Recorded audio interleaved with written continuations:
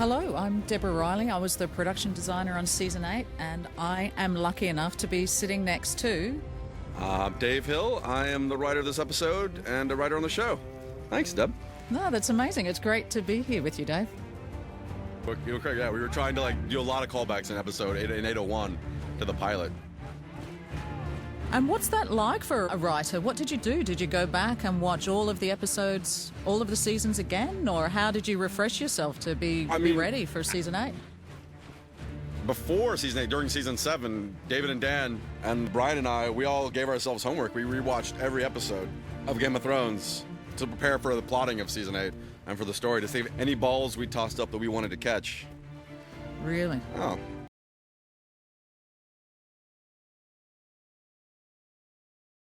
Well, I remember reading the script. I remember being in Dubrovnik, and I remember saying to him, we're never going to be allowed to shoot here, just knowing what we had to do.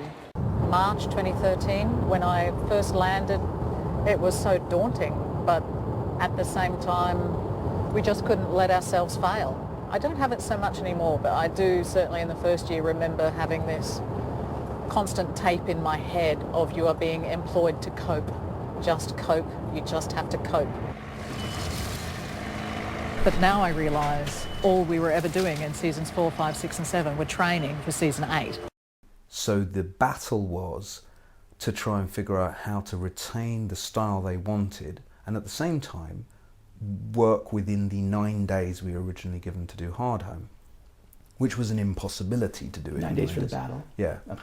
It's like, it was just, there's a physical impossibility to achieve that in that time. That process led to having conversations with them where I had to simply say, I can't do this, but I can do this. And I learned that very quickly was the best way to approach them about anything, is if you go to them and say, I can't do this, they ignore you. And if you go to them and say, I can't do this, but I can do this, they listen because you're offering them an alternative. Episode 3 is a battle from start to finish and has 3 dialogue scenes in it, and that's it. Like if you took Battle of the Bastards into Hard Home to the loot train, if you put all those 3 together, that's probably the size of this episode. I feel tired and cold, really not particularly in the mood to go and do a long 11 weeks of night shoots. I don't really want to spend 55 nights up. It's David and Dan's fault, mainly, basically, because they wanted to do something bigger. Is this a harder season than others? By a long shot, yeah. The schedule is impossible.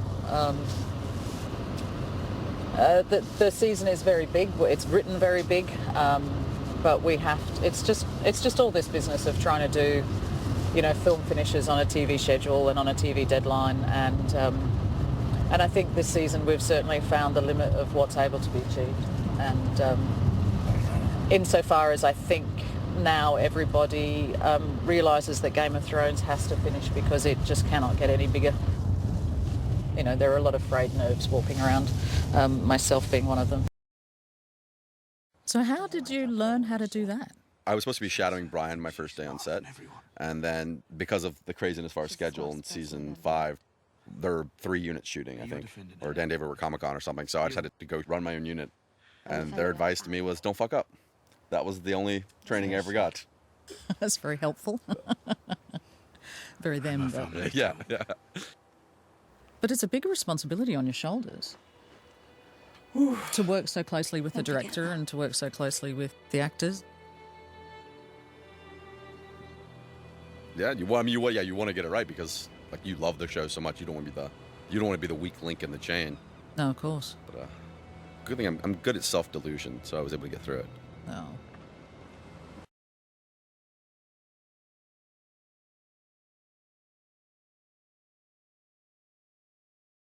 You'll kiss it again when I return, and taste my uncle's blood. Will you slay him yourself? If Stannis is fool enough to come near me. So you'll be outside the gates fighting in the vanguard? A king doesn't discuss battle plans with stupid girls. I'm sorry, Your Grace. You're right. I'm stupid. Of course you'll be in the vanguard. They say my brother Rob always goes where the fighting is thickest. and he's only a pretender. Oh, so for this scene, every season, we always like to start out with one question in the writer's room, which is, how are we going to kill Deb this year? And we thought, what if we have a whole scene set in a town, only one scene for the entire season, and we make her build it? Yeah, well, And I think that is the first and the only appearance of the winter town. Winterstown, yeah. You're correct, yeah. We were trying to do a lot of callbacks in episode 801 to the pilot. And what's that like for a writer? What did you do? Did you go back and watch all of the episodes, all of the seasons again? Or how did you refresh yourself to be ready for season 8?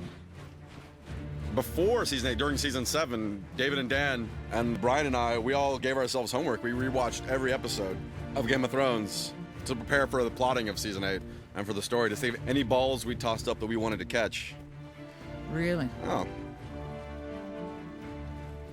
And you've obviously known how Game of Thrones is going to end for a long, long time. Oh, yes. So I can't even imagine the kind of mathematical plotting that would need to go into that to work out how to do it. I mean, it's unbelievable. All credit to David and Dan. They had the ending in their heads for years, and that has been incredibly useful because it helps everyone know where we're going, and we can plot a bunch of stuff threading in because you know what the end point is, so it's all towards that same goal. And then it's just the 4 of you in there? Just the 4 of us. It's phenomenal, isn't it? How did you sneak up on me? And that's all really A knife through the heart. a hard scene to write, just in the sense of you got to get it right. You want to give these characters the justice they deserve. And how do you know when you've got it right? Do you read it out loud to each other? Or It's very easy for me to know when I got it right because Dan and David say you got it right. Right. But no, you keep trying it. You still have it. You know the characters so well by this point. Yeah. And how do you work with the actors? Do the actors give you advice as well, or comment if something rings false to them, or? I mean, this year famously we did the big table read with all of them, so everyone got to read the scripts for the first time out loud. Yeah. And then, some stuff they would point out, I actually think this should be this way, or this doesn't quite ring right for me. We would adjust, listen to it, and adjust. I'm like, okay, good point. Mm-hmm. Valyrian steel. Jealous? Because also a lot of people may not realise is that you spend a lot of time on set during shoot as well. Oh, yeah. You're Dan and David's representative when they're not around. Yeah, all the writers, yeah, exactly. They delegate, and we're there making sure they're answering questions and giving advice. Help with Sansa. So how did you learn how to do that? I was supposed to be shadowing Brian my first day on set, and then because of the craziness of our schedule in season 5, there are 3 units shooting, I think, or Dan and Deborah were Comic-Con or something, so I decided to go run my own unit, and their advice to me was, don't fuck up. That was the only training I ever got. That's very helpful. Very them, but... Yeah. But it's a big responsibility on your shoulders. To work so closely with the director and to work so closely with the actors. Yeah, you want to get it right because you love the show so much. You don't want to be the weak link in the chain. No, of course. But good thing I'm good at self-delusion, so I was able to get through it. No.